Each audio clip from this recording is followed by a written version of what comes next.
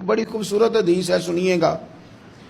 حضرت ابو سعید خدری رضی اللہ تعالیٰ عنہ حدیث کے راوی ہیں، بخاری میں موجود ہے۔ ارشاد فرماتے ہیں کہ ہم ایک سفر پہ تھے، واپس آ رہے تھے، ایک جگہ رات کو قیام کیا، سونا تھا، بستی تھی۔ بستی کے لوگوں نے نہ کھانا پوچھا نہ پانی پوچھا، کوئی ضیافت نہیں کی۔ آدھی رات کا وقت آیا تو ایک بندہ دوڑا دوڑا آیا، کہنے لگا ہمارے سردار کو بچھو نے کاٹ لیا ہے، تم میں سے کوئی بندہ دم درود کر لیتا ہے؟ تو ایک صحابی کہنے لگے کر تو لیتے ہیں، پر تم نے چونکہ ہمیں کھانا پانی تک نہیں پوچھا، تم اگر دم کراؤ گے تو مفت نہیں کریں گے۔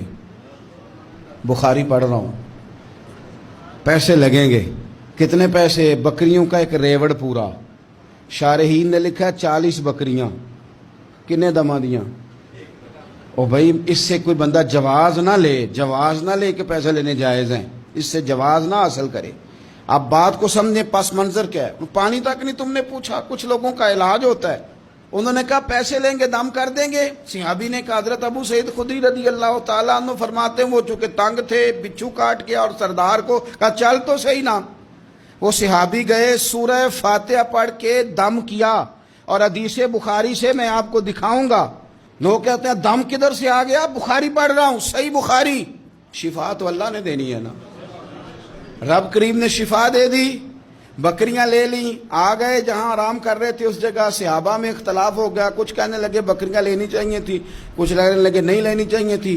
حضرت ابو سعید خدری رضی اللہ تعالیٰ عنہ فرماتے ہیں پھر ہم نے فیصلہ کیا چپ کر کے سو جاؤ، صبح حضور کی بارگاہ میں جائیں گے۔